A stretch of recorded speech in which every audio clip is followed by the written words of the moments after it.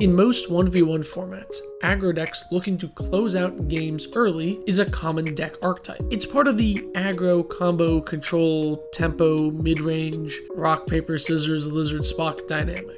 That analogy got away from me a bit. What I mean to say is aggro is a crucial part of most metagames in most formats. But most formats means 1v1 with 20 life. So everything in the game is essentially scaled for that, including commander cards because they end up in Legacy. A 1-mana creature will rarely have 3 or more power, unless it has some sort of downside. Most of the good aggressive creatures have 2 power, or 1 with some way to buff themselves. With 20 life, 2 damage is 1/10 of the life you need to chew through. But in Commander, you need to chew through a lot more, 120 life. So you would need a 1-mana 12/12 to compare, but they're probably not going to print that. Well, they did, but it had a huge downside. But imagine the Dreadnought with no text other than haste. That's where you need to have a Goblin Guide scaled for the Commander format. But if they printed this Super Goblin into Standard, it would be way too good, and probably format warping for Modern and Pioneer as well. So basically every creature and burn spell is scaled for 20 life levels of aggro, which makes all these aggro cards just that much harder to use in Commander. And also, how do you beat aggressive decks in other formats? Mostly board wipes. And what format has the most board wipes? EDH. That's where they're at their best. In other formats, using a 4-mana board wipe is usually not that great since your opponent probably only has 2 creatures in play anyway, so might as well have a lower mana value removal spell you can use. In Commander though, getting a 10-for-1 on a board wipe is really good, so you usually play 3 or more in many decks. Another way to beat aggro decks is life gain, which a lot of decks in Modern or Standard or Pioneer might not have. But in Commander, there's a lot more incidental life gain, Blood Artist, Soul Warden, Sarah's Ascendant, and then there's also dedicated life gain decks which are really hard to aggro out, and dedicated Pillar Fort decks which are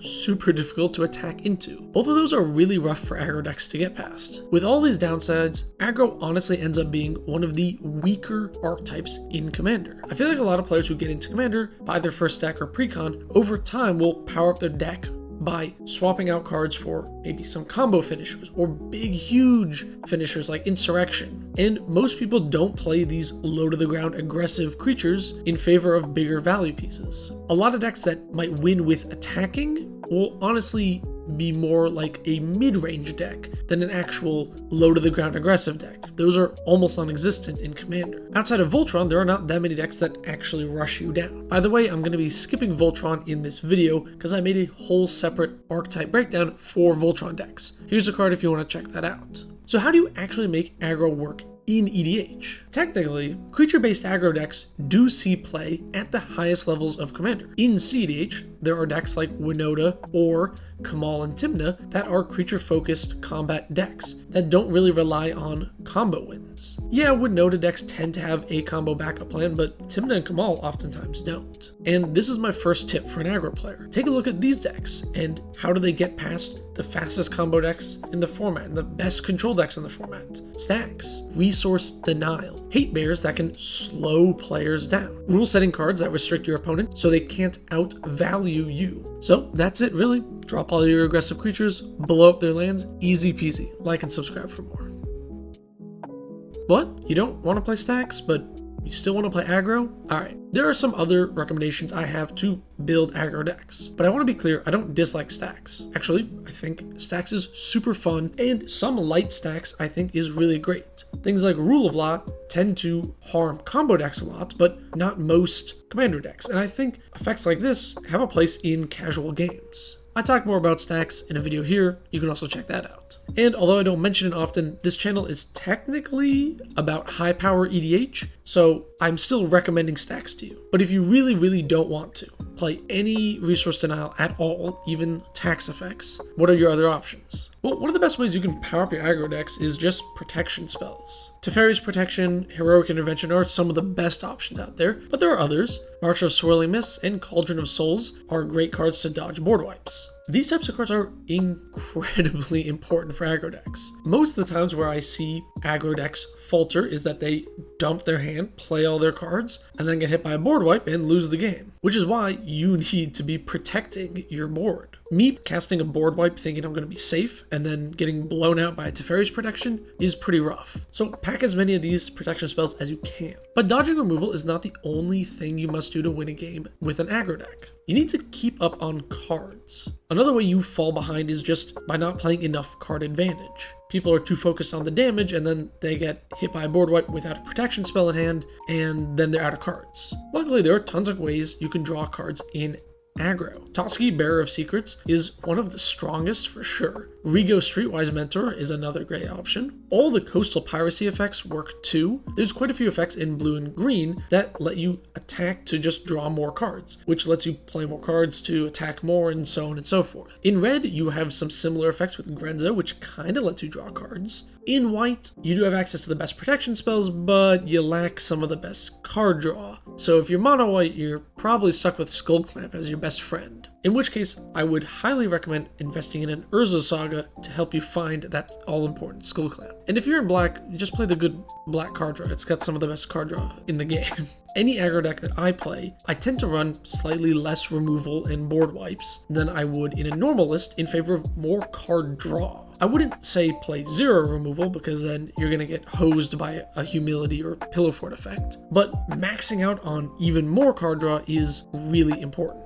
Another crucial thing for your aggro deck is to not rely too much on creatures. You really want to avoid the scenario where one board wipe sets you back to 0. If all your token generators and damage is also creatures, then you are extra susceptible to board wipes. Have a mix of enchantments, artifacts, and planeswalkers as part of your damage or token generation. So that means outside of a Farewell or Cyclonic Rift, you won't lose everything. And if you find yourself folding to Farewell or Cyclonic Rift a lot, that brings me to one of my favorite bits of tech, Nevermore effects. These are meta calls for sure. They work best if you play with a regular group and you probably know that they're going to cast Farewell because you know it's in their deck. But naming one of these big hoser cards can make it really difficult for your opponents to then get out from your aggressive pressure. And the most important thing when playing an aggro deck is target prioritization. If you roll a dice to decide who to swing at first, you're making a huge mistake. And a massive mistake if you're playing an aggro deck. Target prioritization is extremely crucial. When you start the game, look at each opponent's commander and try to determine who has the most removal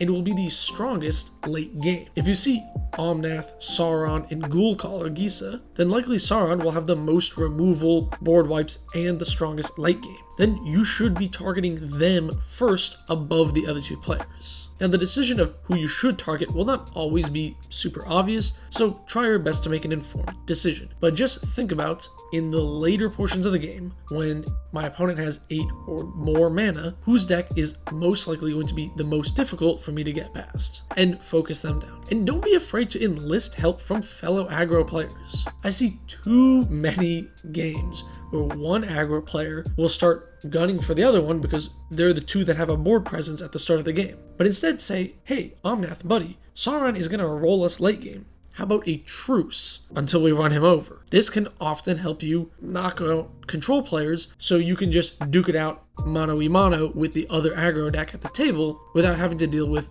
a dozen board wipes. Now, obviously not every player will make deals though. You gotta know your play group or read the room if it's randos. Use politics when you think you can. So those are my tips for deck building and playing aggro decks. Resource denial, if you don't mind it, extra card draw, protection spells, and target prioritization, and maybe a Nevermore effect. So what are some aggro decks I would recommend you try? Remember, I'm skipping Voltron decks here. Perforos is one of the best out there. Indestructible makes this card really annoying to deal with. And basically, you just slam your commander and generate a ton of tokens to decimate the health of each player. It lets you skip past a lot of the target prioritization since you're hitting everybody. And be sure to load up on 2 mana ramp to help get that turn 3 Perforos as often as you can. Just watch out for counter spells since people can see you ramping into this dangerous commander. Jasmine Boreal of the 7 might initially seem like a bad card. Why would I play creatures with no abilities? But she basically makes most of your tokens unblockable. After you make a ton of tokens with something like Secure the Waste, you can slam your commander and an anthem like Beastmaster Ascension and smash through an opponent